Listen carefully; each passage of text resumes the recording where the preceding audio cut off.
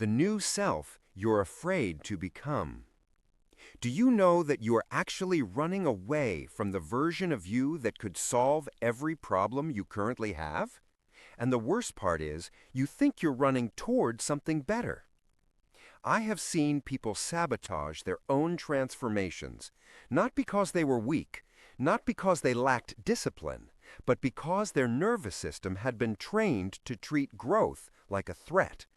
I watched a 42-year-old executive pay me $60 an hour to help her become more assertive, and then find every reason to cancel sessions the week she actually started speaking up at work. I watched a man finally lose the weight he'd been carrying for 15 years, and then unconsciously do everything possible to gain it back within 6 months. And here's what broke my heart. They thought something was wrong with them. They didn't realize they were witnessing one of the most predictable patterns in human psychology. Today, I'm going to show you exactly why you're terrified of the person you're trying to become. More importantly, I'm going to show you how to stop treating your own evolution like a threat, because once you understand this mechanism, everything changes. Your brain has an immune system for your identity. Just like your body attacks foreign cells, your psyche attacks foreign selves. Here's what I mean. Right now, you have a collection of beliefs, behaviors, and patterns that your nervous system recognizes as you. This isn't who you actually are, it's just who you've been, but your brain doesn't know the difference. To your nervous system, familiar equals safe, even if familiar is miserable.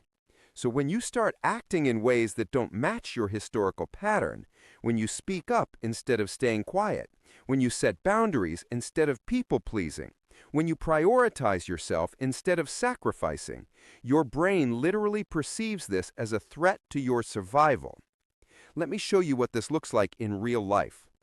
Marcus, 38, finally started saying no to his family's constant demands. Within 2 weeks, he developed insomnia, started having panic attacks, and told me he felt like he was becoming a bad person. His body was producing the exact same stress response it would produce if he were in actual danger. Or take Jennifer, 29, who got promoted to a leadership role. She'd worked toward this for 5 years. 3 weeks in, she's calling in sick, avoiding decision-making, and seriously considering quitting. She told me, "I don't recognize myself anymore." Her nervous system was correct. She didn't recognize herself, because Jennifer the leader didn't match the internal template of Jennifer the helpful team member, and her brain was treating this new version like an intruder.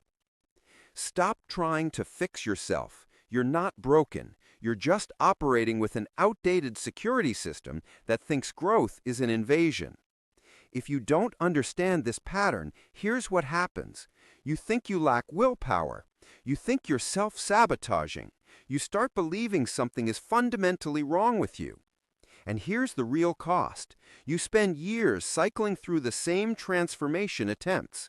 You get excited, you make changes, you start to feel different, and then something always pulls you back. A crisis, a bad week, a sudden loss of motivation that you can't explain.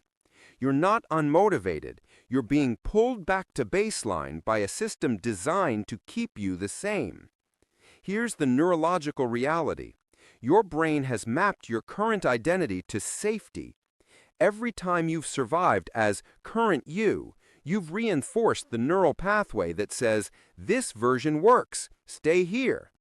When you try to become someone new, your amygdala, your brain's threat detector, doesn't see opportunity. It sees risk, unknown variables, potential danger. So it floods your system with cortisol and anxiety, creating just enough discomfort to pull you back to the familiar pattern. It's not personal. It's just pattern recognition gone wrong. So here's what you do.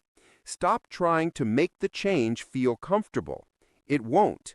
Instead, you're going to train your nervous system to recognize the new version of you as safe. 3 steps starting today. 1. Name the resistance. When you feel the urge to retreat, say out loud, "This is my nervous system trying to protect me. I'm not in danger, I'm just different."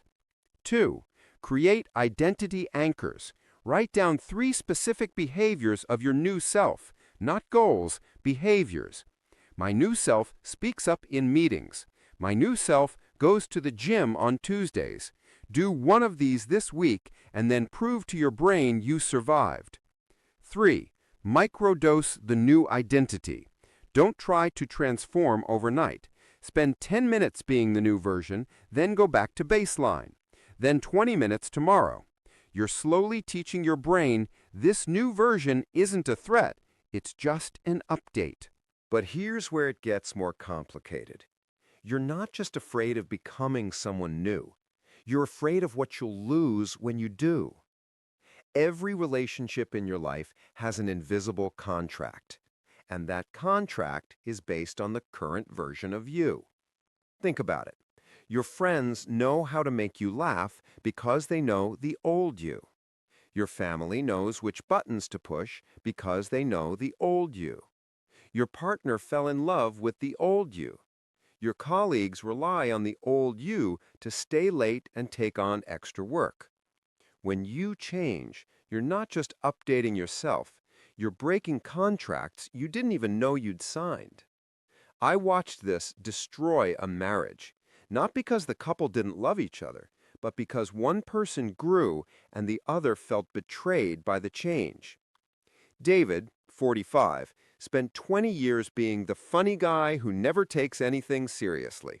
It was his identity. His wife loved that about him. His friends expected it. Then he started therapy, processed some childhood trauma, and began showing up differently, more grounded, more serious, more selective about where he spent his energy. His wife told him, "I feel like I married someone else." His friends started excluding him from gatherings. They'd say things like, "David's changed," with that disappointed tone. He was becoming healthier, and it was threatening every relationship he had. Why? Because he was violating the unspoken contract, stay the same so I can stay comfortable. The people who are most invested in your old self aren't necessarily the people who want what's best for you. They're the people who benefit from you staying the same. If you don't see this coming, here's what happens. You start to succeed, and suddenly your closest relationships feel off. Your partner picks more fights, your friends seem distant, your family starts making passive-aggressive comments about how you've changed. And because you love these people, because you don't want to lose them, you shrink, you downplay your growth, you apologize for changing. You might even unconsciously sabotage yourself just to restore the relational equilibrium. The cost? You abandon yourself to maintain relationships that were only comfortable when you stayed small. Here's what's really happening. When you change, other people have to adjust their mental model of you. That adjustment requires effort and creates discomfort. Most people don't want to do that work. It's easier to pressure you back into the box they built for you. This is called the homeostasis principle in systems theory. Every social system resists change because change creates instability. Your family, your friend group, your workplace, they're all systems. And systems want equilibrium, even if that equilibrium is dysfunctional. So when you grow, you're not just dealing with your own resistance, you're dealing with an entire ecosystem that's designed to keep you exactly where you've been. Here's how you navigate this. 1. Expect the pushback. When relationships get weird after you change, don't panic and don't retreat. Say to yourself, this is the system resisting my update. It's not personal, it's predictable. 2. Renegotiate explicitly. Have actual conversations. I know I'm showing up differently. I'm not abandoning you, I'm just evolving. Can we find a new way to connect? 3. Grant yourself permission to outgrow relationships. Some connections were only meant for the old version of you. That doesn't make them meaningless, it makes them complete. Release with love, not guilt. Now let's talk about the ceiling you can't see, the one that stops you right before the breakthrough. Most people think they're afraid of failure. They're not. They're afraid of success, because success comes with a price tag you haven't calculated. Here's the truth nobody mentions. The new version of you requires a new level of responsibility, visibility, and self-trust. And right now, some part of you knows you're not ready for that. Not because you're incapable, but because you've never had to operate at that level before. I see this constantly with entrepreneurs who self-sabotage right at the edge of scaling. Rachel built her coaching business to 8K a month. That was her goal. She hit it. Then she started turning down clients, procrastinating on content, suddenly getting too busy to show up for discovery calls. Within 3 months, she was back at 4K a month and couldn't understand why. We dug in. Turns out 8K a month meant she'd make more than her father ever made. It meant she'd have to hire help, which meant trusting other people.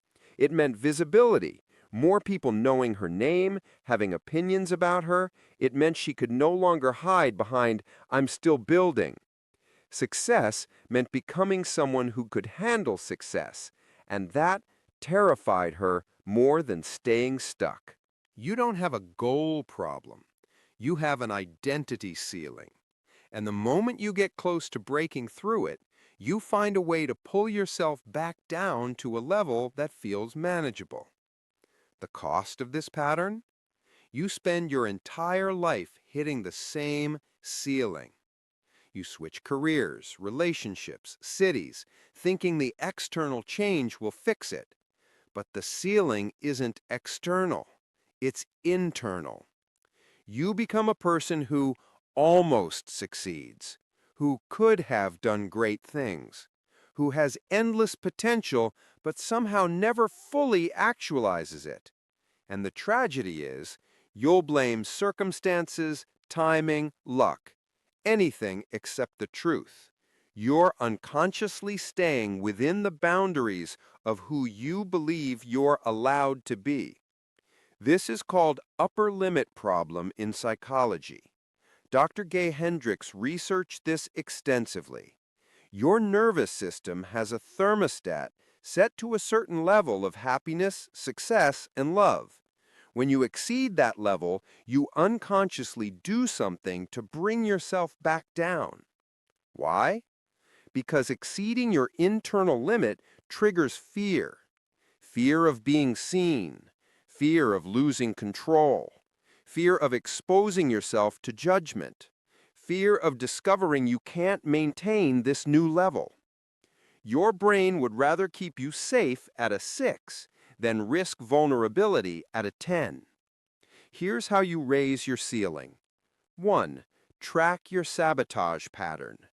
Notice when you're doing well, then watch what you do next. Do you pick a fight, create drama, get sick, procrastinate? Write down the pattern. 2. Increase your tolerance for success. Literally practice feeling good without waiting for the other shoe to drop. When something goes well, breathe, stay present, and say, "I'm allowed to have this." 3. Redefine your identity incrementally.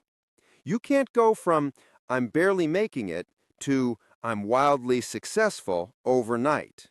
But you can go from "I'm barely making it" to "I'm someone who's learning to receive good things." Then build from there. Here's what almost nobody talks about. Becoming someone new requires mourning who you were.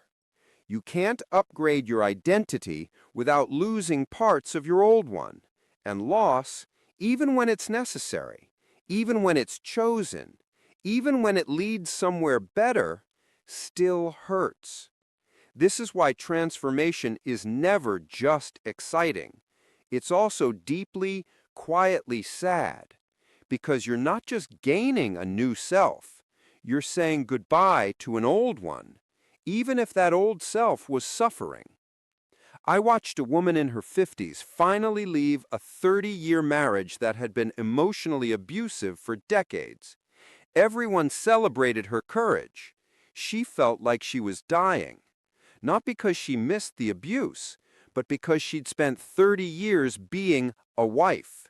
That was her identity, her social structure, her daily rhythm, her sense of purpose, even if that purpose was survival. When she left, she didn't just lose a partner. She lost the version of herself who existed in that role. The inside jokes that no longer had context, the routines that no longer applied, the ways she'd learned to navigate the world. She told me, "I wanted this, I fought for this, so why do I feel so empty?" Because transformation isn't just addition, it's also subtraction. And nobody prepares you for that. You're allowed to grieve the old version of yourself, even if that version was toxic. Even if everyone tells you you should be happy, grief doesn't follow logic, it follows loss. If you don't give yourself permission to grieve, you'll either stay stuck in the old identity, or you'll rush through the transformation and wonder why it doesn't feel like freedom. You'll numb out, distract yourself, maybe even regress back to old patterns just to feel something familiar, because at least the old pain was known pain. Neurologically, your brain forms deep attachments to patterns, even painful ones. When you break those patterns, you experience what's called extinction anxiety. Your brain is literally mourning the loss of a neural pathway it spent years reinforcing. This is why people stay in toxic jobs, relationships, or habits, not because they like them, but because letting go triggers the same grief response as losing a loved one. Your brain doesn't distinguish between bad familiarity and good familiarity. It just registers something I knew is gone. Give yourself permission to grieve. 1. Name what you're losing. I'm losing the version of me who always said yes. I'm losing the comfort of being invisible. I'm losing the identity of being the struggling artist. 2. Create a ritual. Write a letter to your old self. Thank them for getting you this far. Then consciously say goodbye. 3. Expect the void phase. There's always a period between who you were and who you're becoming where you feel like nobody. That's not failure. That's the transition. Stay there. Don't rush it. So here's the final piece. You're waiting for permission that's never coming. You think you need more time, more resources, more proof that you're ready to be the new version of yourself. You're waiting for external validation that it's okay to change. But the truth is, nobody is going to give you permission to become someone new. In fact, most people will actively deny you that permission because your transformation is threatening to their comfort. The only permission that matters is the permission you give yourself. And that permission doesn't require readiness, it requires decision. You don't become the new version of yourself because you're ready. You become the new version of yourself, and then you become ready. The transformation creates the capacity, not the other way around. Every person I've watched successfully transform did it the same way. They decided before they were ready. They stepped into the new identity while still terrified. They acted as if they were already the person they wanted to become, even though they felt like an imposter. And slowly, through repetition, through surviving the discomfort, through proving to their nervous system that this new version wasn't going to kill them, they became that person for real. So let's come full circle. Remember what I said at the beginning. The version of you that could solve every problem you currently have, you're actively running from it. Now you understand why. Your nervous system sees it as a threat. Your relationships are invested in the old you. Your brain has a ceiling it won't let you break. The transformation requires grief you haven't processed. and you're waiting for permission that's never coming. But here's what I need you to hear. The new self you're afraid to become, that person isn't your enemy. That person is your liberation. They're not going to abandon the people you love. They're going to love them better. They're not going to lose what matters. They're going to protect it with boundaries you don't have yet. They're not going to make you unrecognizable. They're going to make you more yourself than you've ever been. You're not afraid of becoming someone terrible. You're afraid of becoming someone powerful.